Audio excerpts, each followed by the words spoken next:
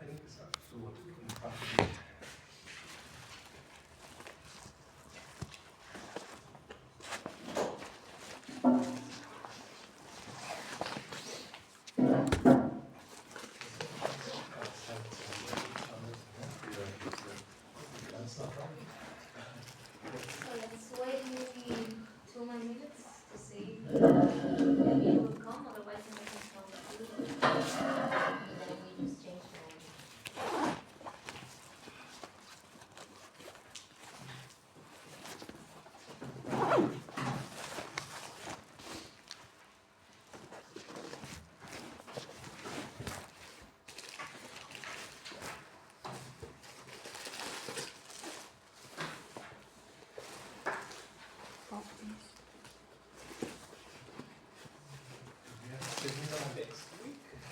No, these will be the last. Yeah. So then all of the other sessions will be lectures. And so the other sessions with Manuel? No. So I think some of them are with me, some of them are with substitutes. We have to check. I think we provided information. Yes.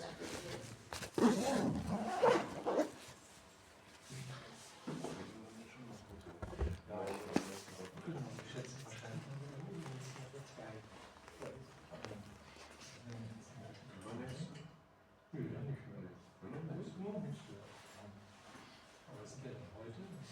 Dienstag und Mittwoch, ne?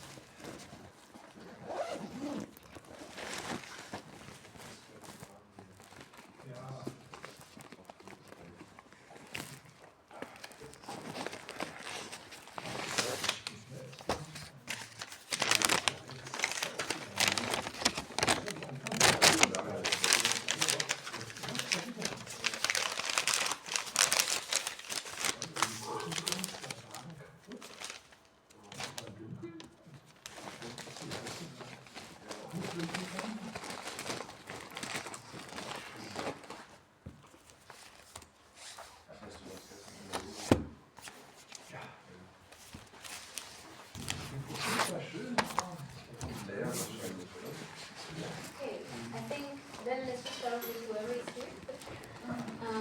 So, yeah, hola, please come forward. Hey, sorry. Okay. So now, because you're late, we'll start with hola. Sorry. No problem.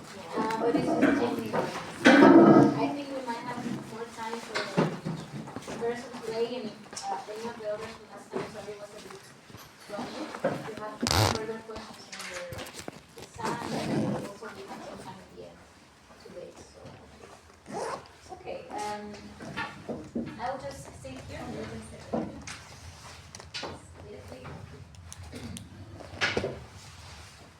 further down.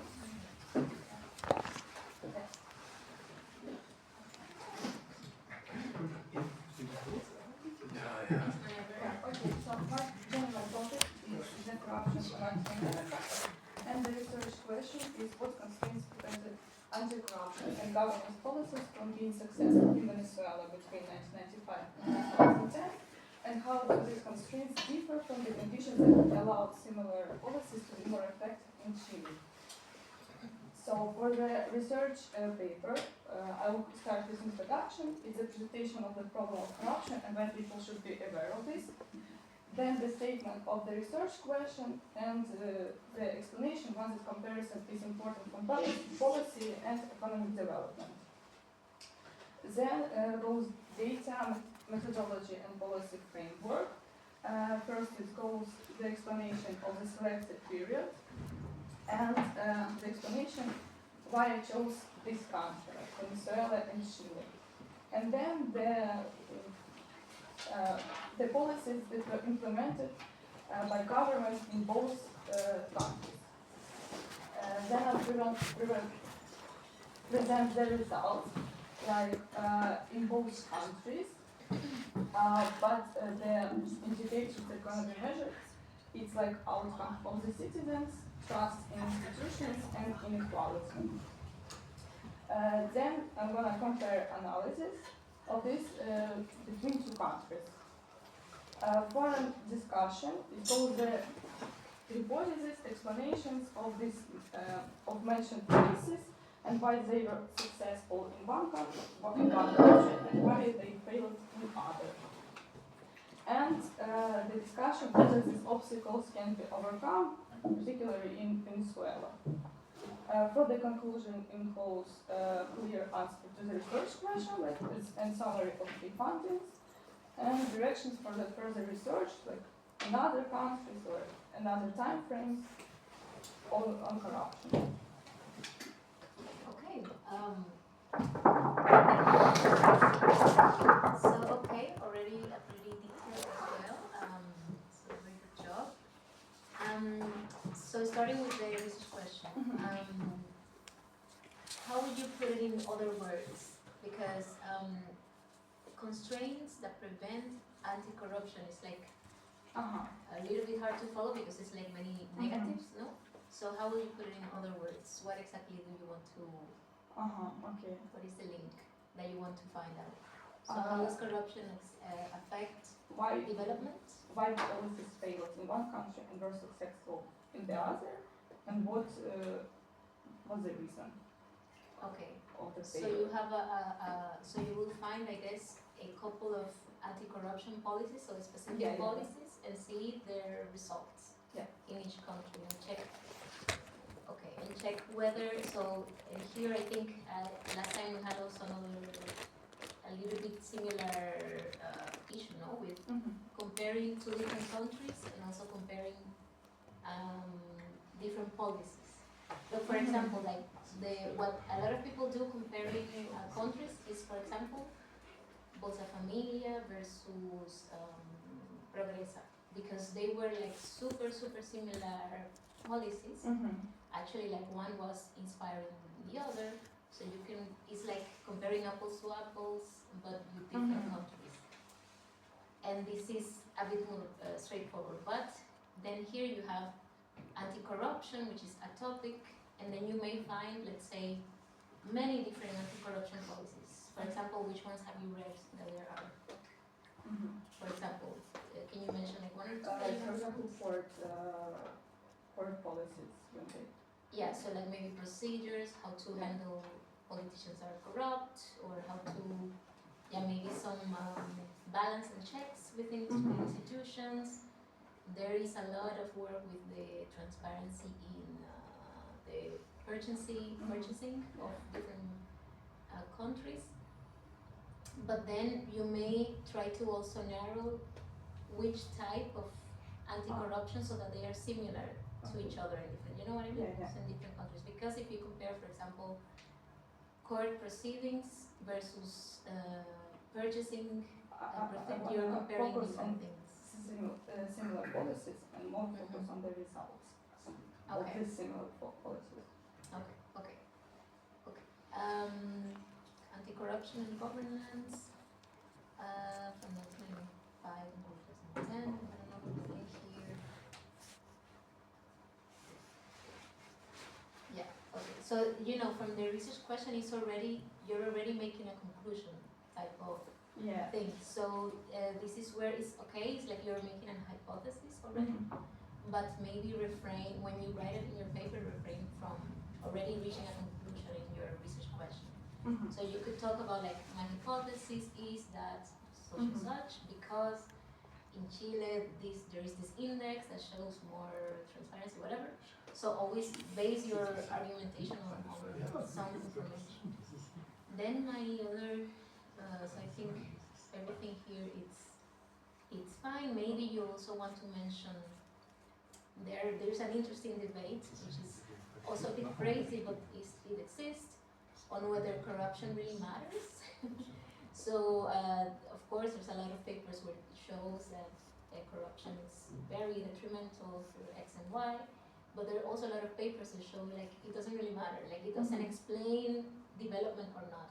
There's not a strong correlation. So you may just mention that this exists and that maybe the stronger voice is the one that is against. I mean, to make your case that why you're still talking about corruption, but that you know there are other papers also say the same, and these are like good papers anyway.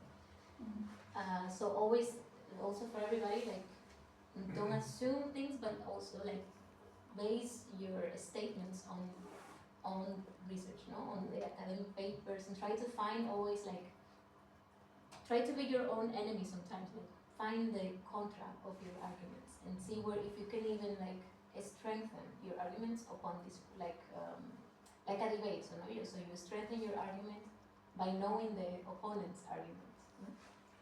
But then our own opinion should be like our own and not based on the literature, or is this also can this so to make like own contribution to the to something, but to do not all on based literature. Yeah, I agree. I understand what you mean, because when I was trying to write, let's say I want to mention that this policy has been probably used in low to middle income countries since 1990s, for example, and they just like just a short sentence. Then do I have to always like rely this information on another paper all the time, or what? That means No, it depends on how generalized is the knowledge. So if it's something that it's most people know, dates like this, for example, that are easy to find out on Wikipedia or something like this. So it's not that we don't always have to mention the paper. When you're in doubt, it's better to put some reference. Okay, sure. So Yeah, but and then the idea that you were saying is another thing. So this opinion thing, you're not supposed to be opinionated in academic papers, but your contribution, your voice is another thing. So it's a bit similar. But it should be a discussion in the essay. So it should be some arguments, Well, it's pro and contra. it's not necessarily like an argumentative essay in that sense. Okay. But what I mean is, for example, let's take this example of corruption. So if you can have a paper where you, from the beginning, you are strongly against corruption and showing all the negative aspects of it, and why it's really like, let's say, hindering development. But then I see this as a one-sided paper, because there is already a lot of, if you use Google Scholar, you will find there is a lot of papers on that to diminish like the effect of, not to say corruption is good, but to say that it doesn't really correlate that much with development. There are other issues. So this is where you become academic. You are not black and white. You show the nuances of each topic. This is the difference. It's not your voice, but you are bringing different voices from academic authority. If you were already, for example, experts in one topic, and you show me this, you don't even have to cite anyone because you're an expert. I can say like. But we are not yet. I mean, you can maybe. You can really. If you have experience in some things. Okay, thank you. I'm now still not 100% sure. As an essay is very clear that you express your own opinion and come up with conclusions. But should this seminar work be try to be as it should be as objective as possible, but at the end should we write based on the literature, the following has to be, or is it that based on the literature, I think, that you have an own opinion, or is the own opinion should not be voiced in this paper? This is where, it can get tricky. So, of course, we all have opinions, we all have our own biases. The thing is that when you show this already in your, let's say you say it very explicitly, no? Let's think about a spectrum.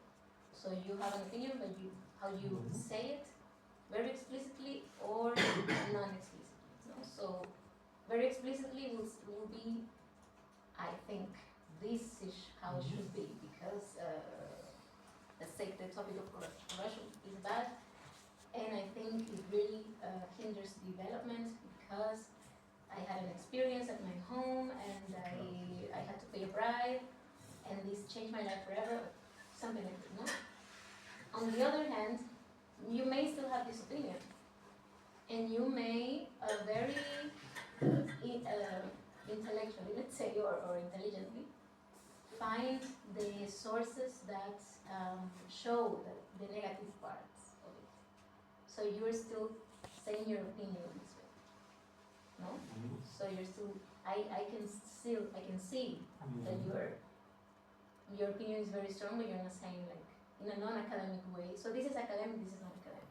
That's a conclusion statement. But still here you're being one-sided by it, because you're just showing one side of the whole conversation that has been going on the academy on this topic.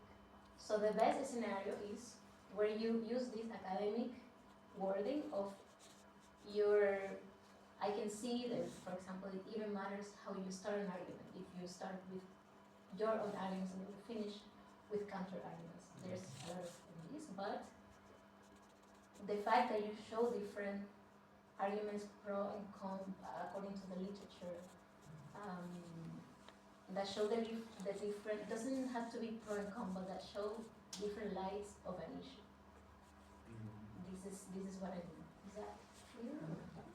Should I You will have your voice will be there. I think in the probably the results and methodology I would be very objective and neutral. But I thought in the conclusion at the end we should include our own thoughts, but maybe this is not right. So at the end you will include like the conclusions that you made from the research, not as an opinion, but as a rigorous process that you went through by finding evidence, by using critical skills, using some methodology, and you arrived to this conclusion. It's based on also opinions, it's based on things that you found. Of course, we're all biased and we see things in a certain way. But I think, at least how I see it, and when I see the papers, that I say, okay, this person went through the process, showed that there are some different perspectives to this topic, to this policy, is not all roses and flowers, roses and colors, but they arrived to this conclusion by really disentangling things, finding nuances to the topic. You know, it's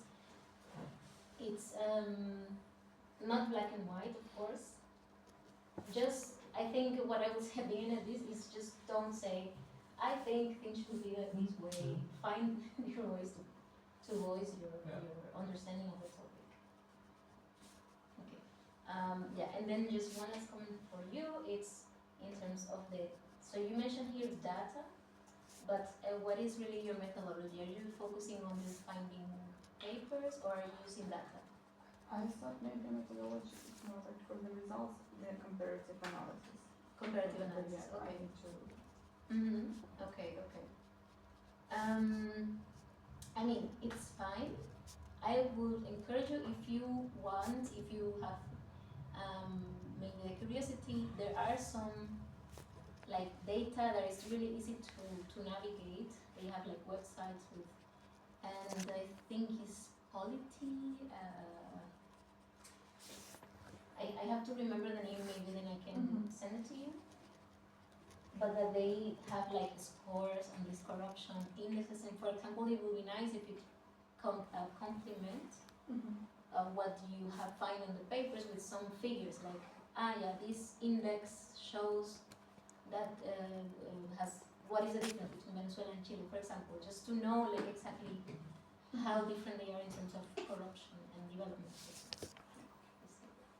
Okay, I think, but other than that, I think it's pretty good so far. So do you have any questions that you're struggling with, any major things? I thought about when I'm explaining Mauritius, Venezuela, and Chile.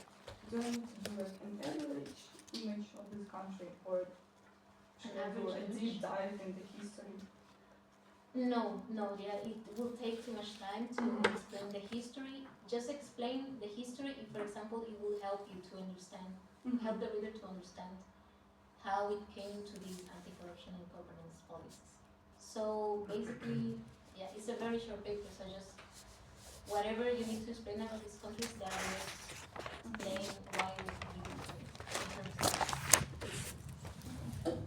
Usually it's very, maybe you can have like a small table showing like the GDP and like the human index, human development index, for example. Like they are really connected to what you're trying to explain in this sense of economic development, no? So something like very short and small. I think, yeah, usually what happens is that if you think about your audience, yeah, these countries, people can themselves like comparable to Google and say, okay, so what's the GDP of this? What is the situation? And then you don't have to explain this basic things. But then also wants to mention, I think last time in the slides, there is also a guidance for how to compare two countries in a better way, so please take a look at that. So that is like narrow and understandable. Okay, thank you. So Yeah. So can you guys sit down or you want to stay? as you wish. Okay. Let me show.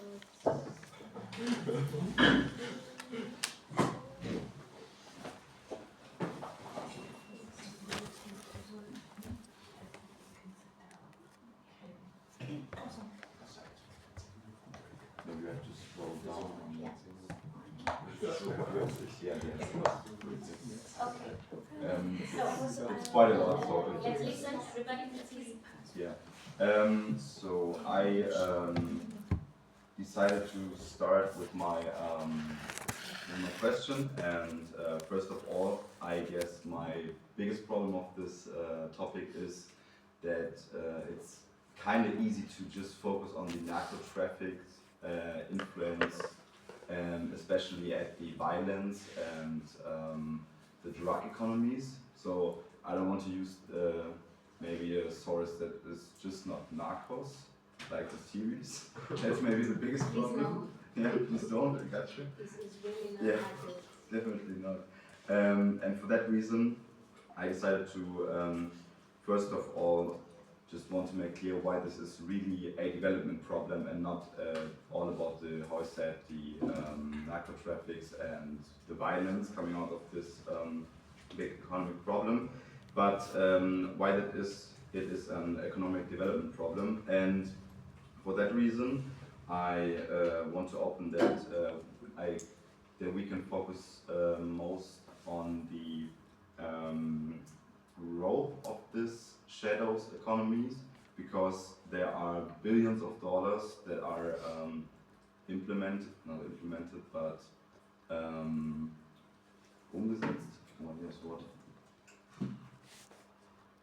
Established as a, like, Yeah, as yeah. laws? It's not this established, but okay, maybe it's not that important. But yeah, I want to more focus on the on the growth of this shadow economies, and therefore there is the problem that I had, that this is maybe not comparable with other countries. So I decided to compare 3 different Latin American countries. It was Colombia, Mexico, and Panama. Did I wrote that down here? No, maybe not. No, it has to be in the introduction, but I can't see it, so I forgot to write it down. Yeah, how I said, I want to to compare 3 different Latin American countries. There is the possibility that there is a high correlation in these Latin American countries because they are the biggest shadow economies in these countries of Latin America. So maybe there's a possibility to also take another country that had that has to have the same steady state after the Second World War. Maybe that is a possibility to compare that more fine data. Do you understand what I mean? Does anybody understand what I mean? So you know the reason why I want to sit down. This last, no, it's fine. This is the place to really. Yeah. So the last part I didn't get. So what exactly is We the are link still that you want to find? we are still above the hypothesis. So how I said, I want to start why this is a development problem. Second, why how big is this shadow or this drug economy of the shadow economies in total, by numbers, definitely by numbers and data, and then how this is comparable between 3 different Latin American countries, Colombia, Mexico, and Panama. And then I had the problem that I maybe have to choose another development country from another part of the world that has to have the same steady state after Second World War. So that is also comparable. Okay, this is what I didn't get. Why do you think you have to sorry, get another country from another? Because I hadn't had a look yet at a lot of sources, but I'm pretty sure that this is coming out quite similar, and especially these 3 countries, because they had the biggest problem in the previous decade with shadow economies and lost money, lost billions. That's maybe the biggest problem in the introduction, I guess. Yeah, and out of that I want to come up with the why I wrote on 7 hypotheses. It's just 3. Yeah, it's just 3. Sorry, I have to present tomorrow another presentation. Maybe I just wrote out of my head that it's 7 hypotheses. So it's just 3 hypotheses. First, that these countries are quite near to the USA, so that this is maybe one of the biggest problems. They are too narrow to the narco traffic problems, because they are exporting to the USA, and that's the most sorry for getting another word. So like just one market, you mean? Yeah, Like right. one. Yeah, because it's a narrow. And second, I want to focus why or how does these economies in the previous decade started to destroy the institutions through alternative governments, or by putting their own members of these economies, also billionaires, but working on hand in hand with shadow economists in these 3 Latin American countries. And third hypothesis, I will focus on the financial benefits, and so it's more finance focus. I thought that's maybe one of the biggest problems, that these structures are quite beneficial, because you can just change that US dollars to the other currency, because the currency in the countries are quite weak compared to the US dollar, so that could be pretty high attractive for these shadow economies. I was not sure about this hypothesis, but I want to have a financial look as well, because it's about big data and numbers and finance in some products. Yeah. Okay, phases 2. Sorry for being that slow. I want to have just a look how how this is working with the drug economies in development. So I will choose hypothesis 1 and 2 to focus on that. Third phase, I want to take hypothesis 3, so it will be just a financial part to explain that. And fourth, it's about the empiric evidence, where I try to get data. So it will be a combination about literature and data, and yeah, the last phase is then about the discussion and the conclusion. So, good? Sorry. Okay.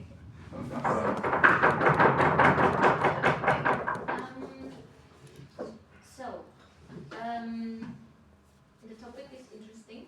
Of course, this is a very relevant and recent contemporary topic. Also, there's a lot of research done, and I think it's interesting to do it.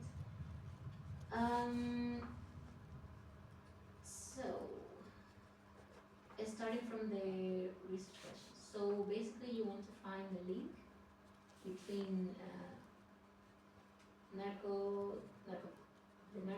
economy, no? Right. Influences institution and thus development. So after this, so institution is like a mechanism to develop, to this hindering of development. Also, but it's just not to focus on the institutions and why the erosion and distortion of these institutions change the development in a bad way, but first of all, why I want to put it on how do we call it, on the same height. So I don't want to focus just on the institutions and why this is not working and going to have bad development, but also on the both. Yeah. On both, which one? On this? I want to explain that I just don't want to look at how institutions influences institutions distorted the development, but also if that is on staying on two different sides, maybe. So we have the financial part on the one side, that it's quite beneficial, and the other side is not just political, but yeah. Easy for them to destroy the institutions. Yeah. But then, I mean, your research question is more focusing on the institutions, no? So then, and then you talk about all these other things. So either you change the research question to include all these other linkings that you're trying to make, or you narrow it down and you focus on one. Which one do you think is better? The second. Yeah, because already I can see these could be 3 different papers, for example. So this idea is one paper itself. This other idea, another paper. Because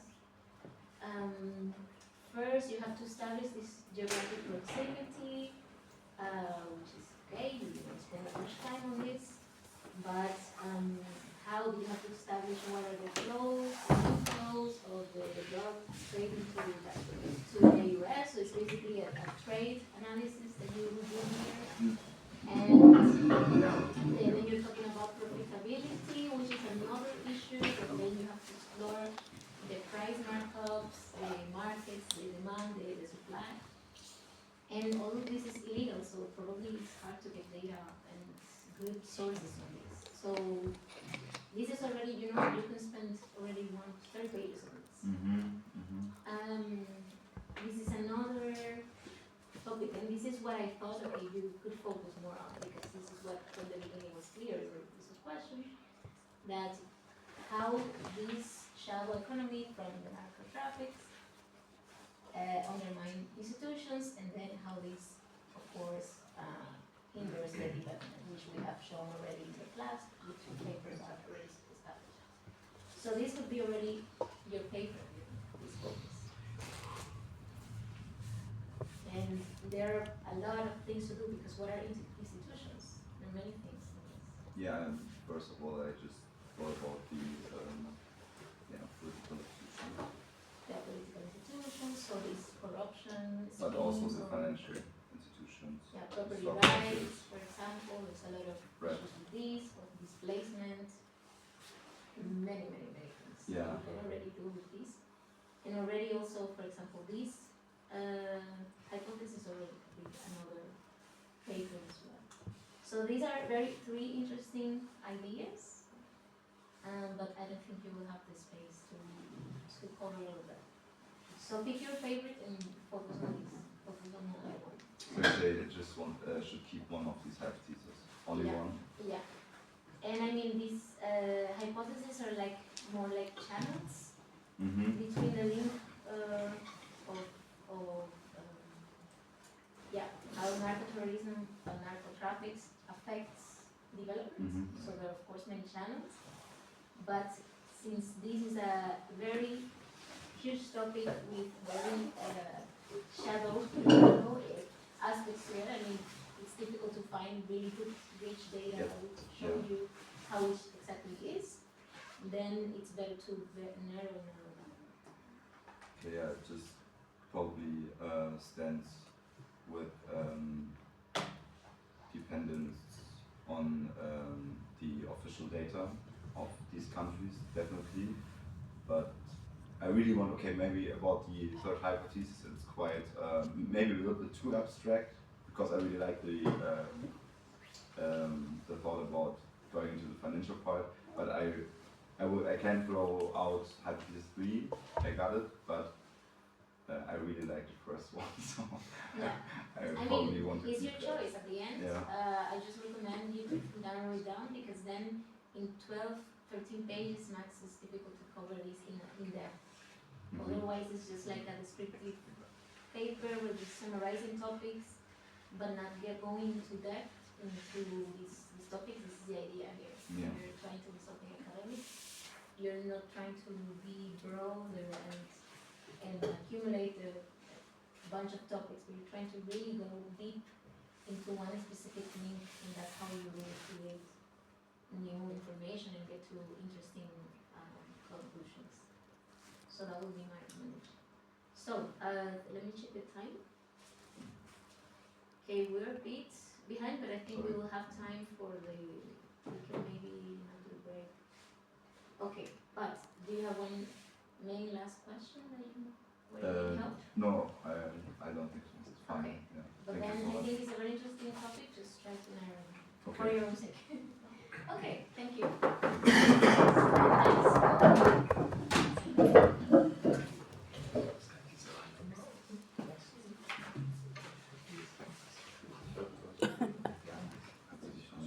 Oh yeah, sorry, just one thing.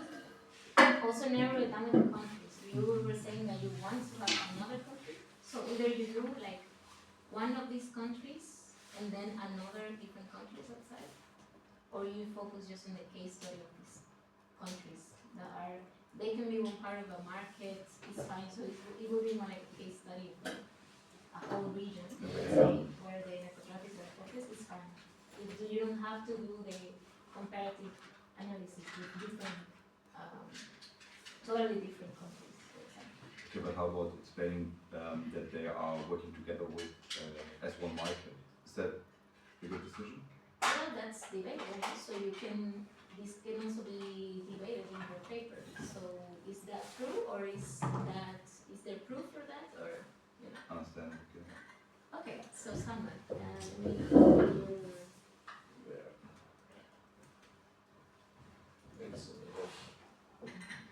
So my overall topic is inequality. So we discussed in lecture 6 inequality and social mobility, and here I want to link it with the credit market. So what's the issue about inequality is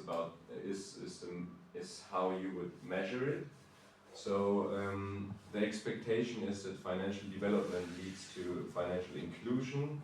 Then this leads to broader access to capital, reduce poverty, and then this leads to lower inequality.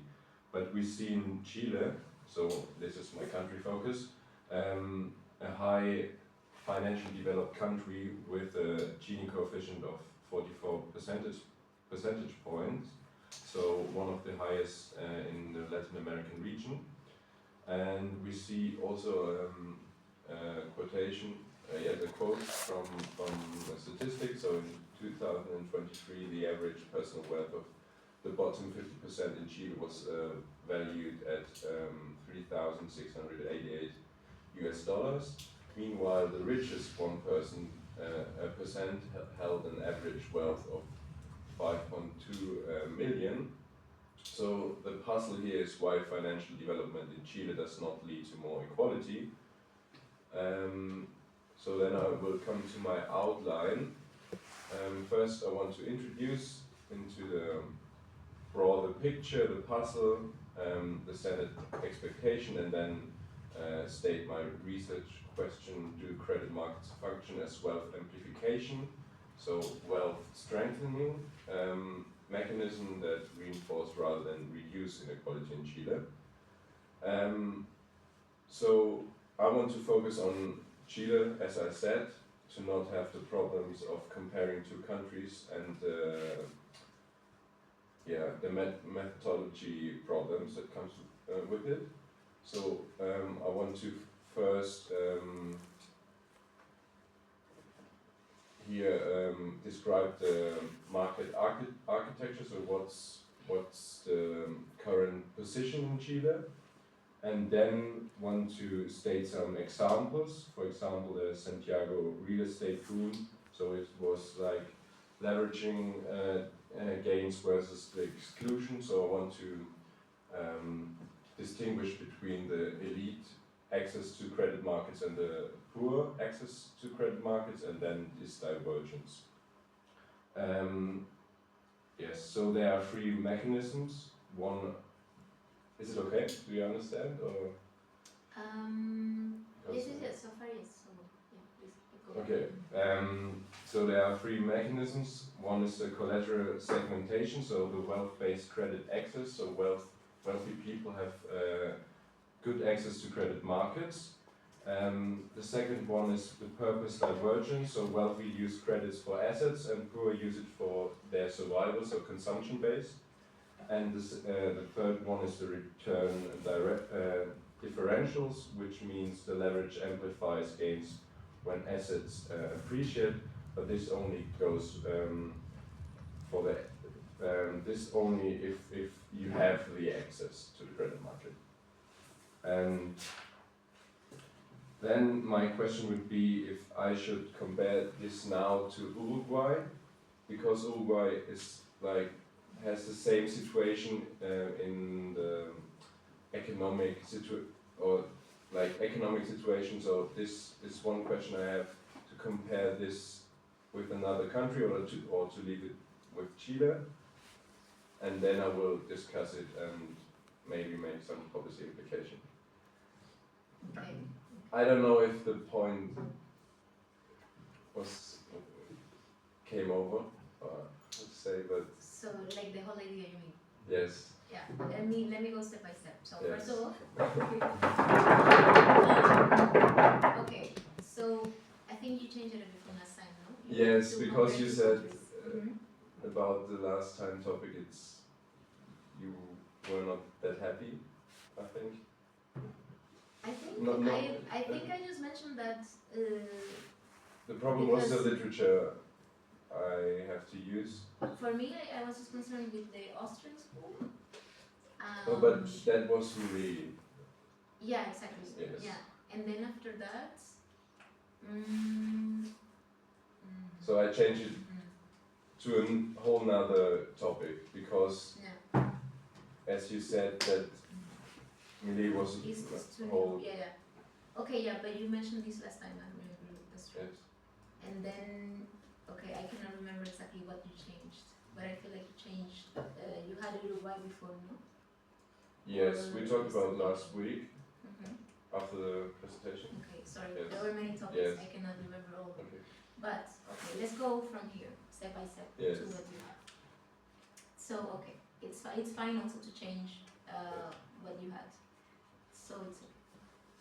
So first of all, the link that you want to find is how financial inclusion leads to development. No.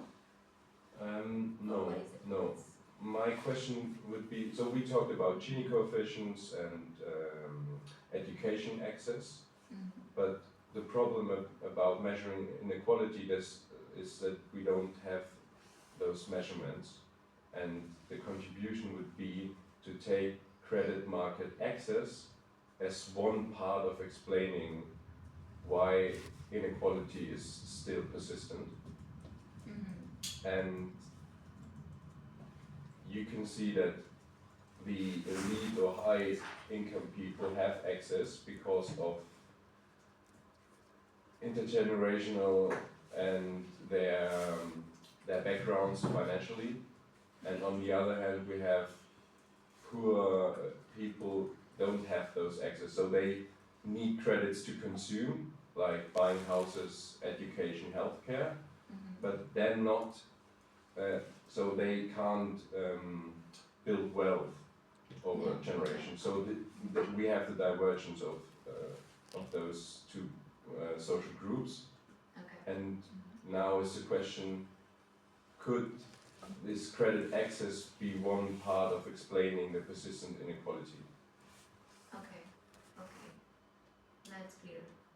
So here, of course, is this financial development, you mean like opening these new bank accounts for So we lower- have, Chile is not a developing country, it's between a developing and an advanced economy, I would say. So one of the highest developed country in the Latin American region.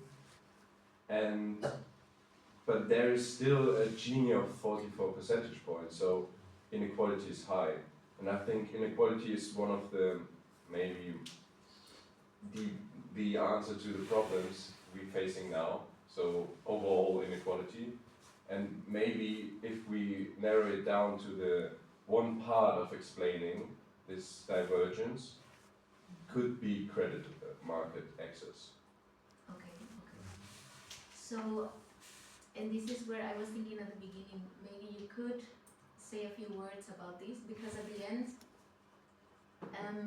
the link between inequality and development, we have seen it here in Yes. class, but this is also a debate, like, especially when we talk about this neoliberal versus state-led development, you can find like neoliberal scholars or people that would say, yeah, but if the country is growing, why do you focus so much on inequality, for example? Yeah. But you can make the case with the resources that you use in the class or other reports that show, okay, how inequality, for example, could hinder this development. And this is important also because so it's a link that goes. Yeah, It's a the feedback loop. history in Chile is also the neoliberal, like starting in the 1970s. So Yeah. there is this neoliberal thought, but in my opinion, I think it's one part. Inequality should be. I'm not saying yes, this is what you yes. should focus on. I'm not finished yet. I'm just saying this could be a good motivation to start. Okay. Why are you focusing on inequality? And then, okay, so I think this is clear when you explain what you mean by financial development. So I guess you mean, yeah, like expanding credit Yes. markets to lower. Financial institutions, state banks. Yeah. And then how exactly does this lead to financial inclusion? You have to show that this link exists, because it's not all financial development that leads to financial inclusion, but those financial development that probably by some policy opens up accounts, credit lines, different products to the segments of the population who were not included before. So maybe you want to characterize who were these population in Chile. Is it only by income? Is it maybe by other characteristics? This could be interesting as a. So measurements, how. Just to characterize, like how, for example, the percentage of the population that doesn't have a. This is all in World Bank data. So percentage of population who doesn't have an open bank account, a bank account. Yeah, access to banks. I think that this is information that is available. So just to characterize, okay, why is the financial inclusion not still there? I think it's there, but Okay. only for few people, not for the whole. But financial inclusion, the topic is about who is included and who is not. Exactly, yes. Yeah, exactly. So So I this is what I'm meaning is you should show this with Chile. But the So problem is is it not 100% of people who are who have bank accounts and have credit cards? And Yes, I think it's more about like they can have access, but they have to pay. So if I'm poor and want to build a house, the conditions to get a credit, it's really high. They have to pay high interest rates. Where on the other hand, wealthy people can say, okay, I have this background, this financial background. For example, in the real estate section, and then they have lower barriers to the credit market. So, and then there Yeah, this is what I mean. This Okay. is what I mean. Okay. We were saying the same thing. So financial inclusion is about you showing who has access to these products, Okay. bank accounts, credit lines. There is data on this. Okay. So please show that. Okay. Because then this could help you say, why is there this issue with inequality? Okay. Okay. Yes. So Do you think what it's I'm saying manageable? is fine. Yeah, I'm saying it's fine. But I'm saying just describe well what you have here to show these Yeah. links that you have Okay. in nice Yes. arrows. So let's see.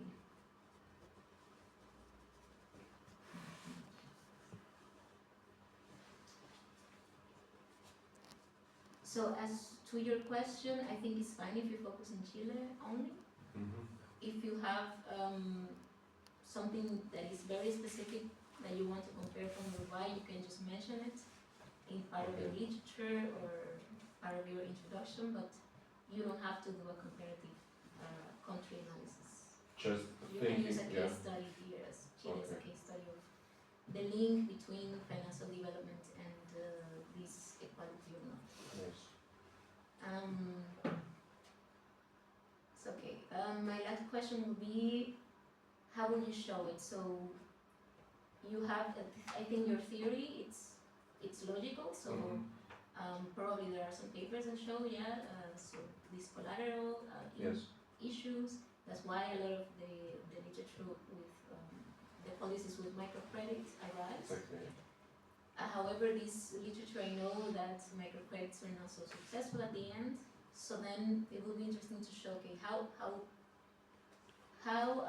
will you show this now? This link at the end. So there, what's the thought about Uruguay was that they have less percentage points in the Gini, but better institutional frameworks. And so I would show it with also paper literature and data, but not in an econometric sense. So more based on what we can see in data, as you said, World Bank data, access, It's fine. inclusion. Okay. Okay.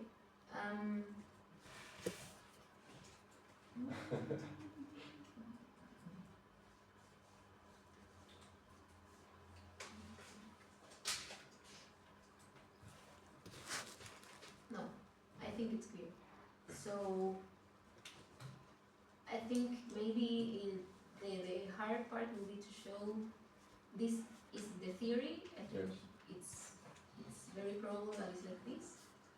But then you're probably doing like a literature review of those papers that say, okay, poor people have these problems with the collateral and access to credits, and richer people have more access.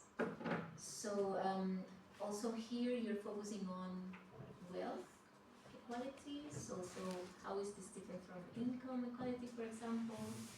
Maybe you can discuss this issue of, because if you say consumption, some people say, okay, but at least they are getting something, so they are consuming what they need and housing. Yes.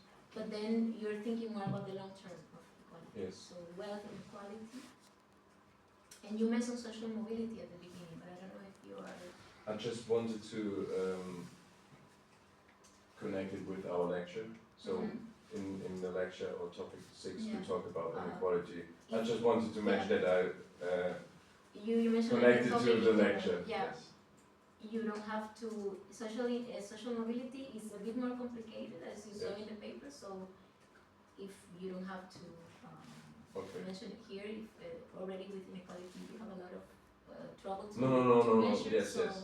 But and I just especially wanted to with clear that I inequality, but make okay, I it, just make thought you the were connection gonna to the lecture. include it Yes. here. No. Okay, then good. Okay, thank you.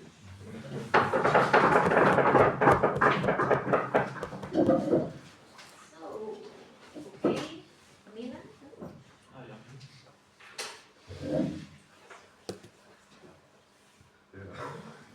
I uploaded in the discussion forum.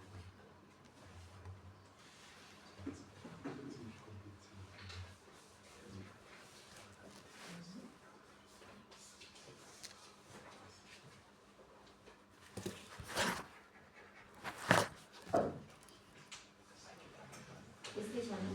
Yes, it's quite long, so Okay, let's but go we further start, apart. we start at the top. So my topic is the influence of industrial policy on economic development, and therefore I want to do a systematic comparison between South Korea and Brazil.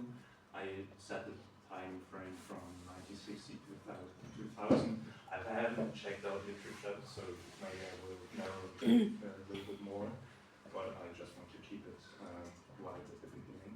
And yeah, first of all, in the introduction, I will quickly write about my motivation. And the motivation is basically, I think we see currently a trend in policy that heads more to a stat-led driven economy, and therefore I want to analyze the differences of what is good and what is bad, and also to have like a clear frame what we can address and what we can't. And yeah, because we see same ambitions but different outcomes around the world, and therefore I want to have also the comparison between Asia and Latin America. Yeah, so my research question will be under which conditions industrial policy effective on economic growth and structural transformation. And that's probably also the biggest limitation of the work, because I have difficulties to find it's not possible, or at least I understand it's not possible to have like a very, how do you say, quantitative ansatz.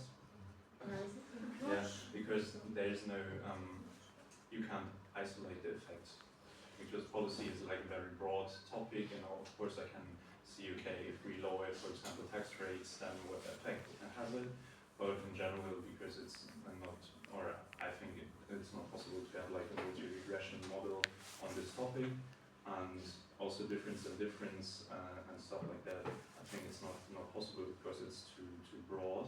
Therefore, I tried to, and I'm really looking out for feedback there, to set like in point 3 a theoretical background. So check out the literature, what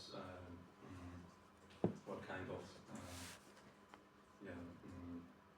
opportunities, not opportunities, but what kind of theories are out there to, they say, okay, if we do like things like that, and we have an outcome like that, and therefore I want to check it with, or look at the data then to see, okay, can I confirm or can I not confirm those theories, and have an overview of the different strategies in South Korea and in Brazil.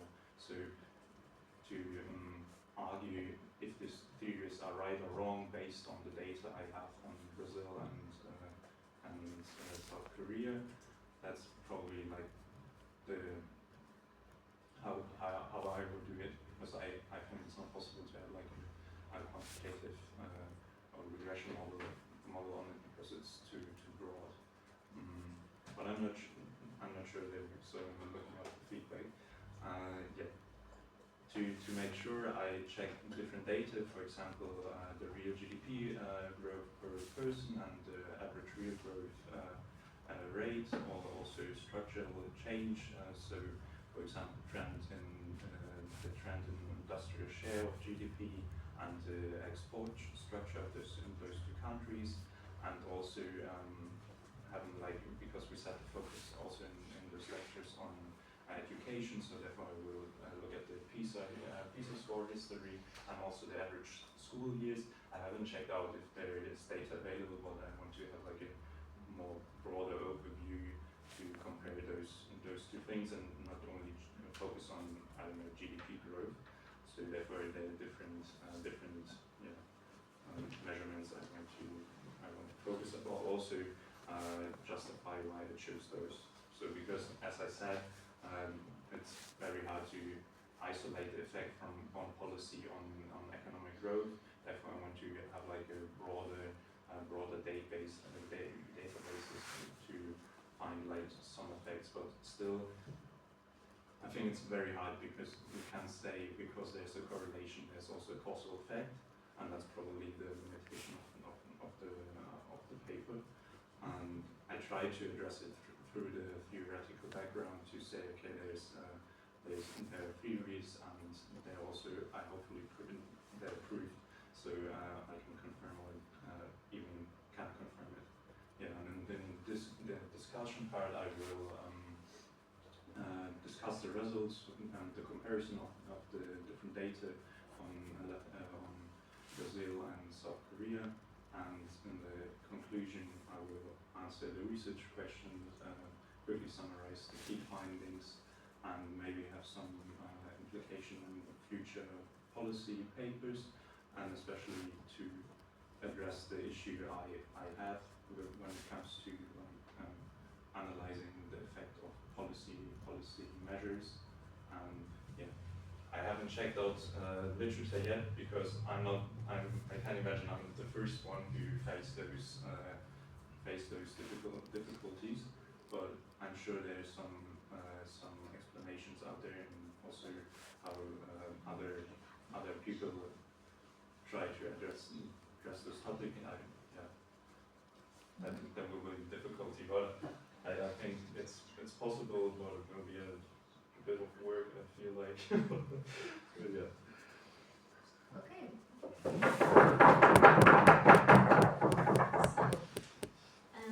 Yeah, also pretty interesting topic. You all choosing pretty nice topics. So basically, you're trying to find the link between when the government gets involved into industry policy, tries to change the market somehow to develop it. How does this influence development? And you're using a comparative analysis of the country to do this. So the idea is fine. I think it's possible. As well as I said to the others, check this comparative country analysis page website that I showed last time to make sure that you do it in a more correct way. So you already showed me that you are thinking about the right things, so you already know the limitations of this. So you already know that by comparing these two countries, you cannot establish a causal relationship, but you're trying to shed light onto these issues. So it's fine. It's fine for this class. So let's go step by step.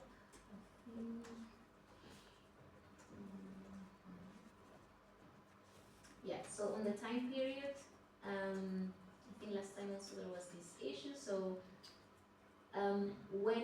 so maybe you want to frame it specifically from the beginning. When was South Korea in this, let's say, state-led development, so the industrialization process, and when was Brazil in this industrialization process within these years?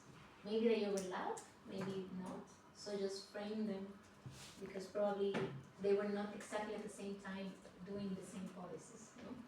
So it's important to frame both in this where they started this state-led industry policy. So let's see.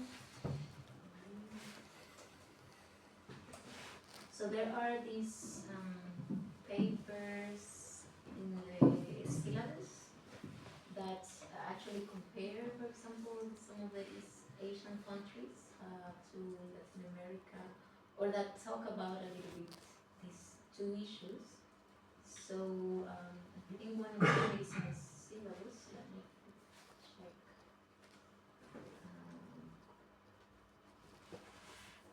But just to understand that it's not an issue for the paper that I can't prove causality. No, it's okay. Okay, It's okay. yeah. For that you have to really use an Yeah. econometric method and do the things that you're not required on this Okay. test.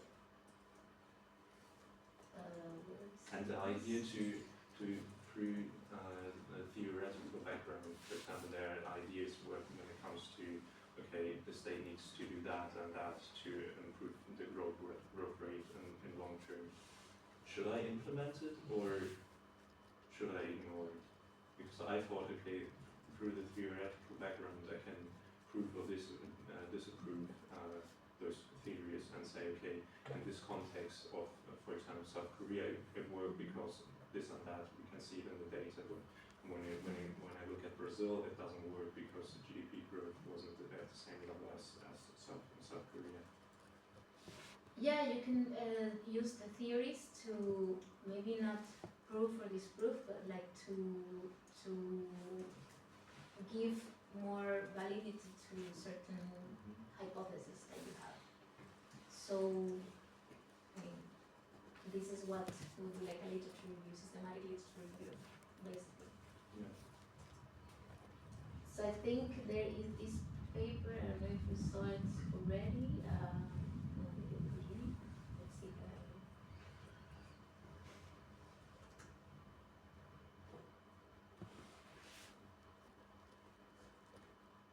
I think this one, Chan, kicking away the ladder.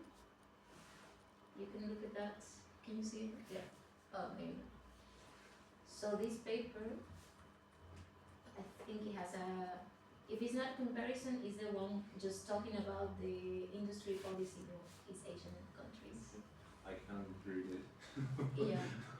So it's in the syllabus. It's page 4. Page 4 in the syllabus in the further readings of Latin American paradigms of economic growth. This can give you some hints. And I think what I like about your research question is this main. Where is it? So this, under which conditions? Yeah. So maybe you could, from this paper, you can see other references there that can give you a hint of which conditions to focus on. And you already have some here. So this human capital and innovation, how is it that they did it differently? The East Asian tigers or South Korea in this case, as opposed to Brazil. How were the conditions different? And I think this will be the strength of your paper to show, like, what were the little tweaks here and there that change it all for them and for us.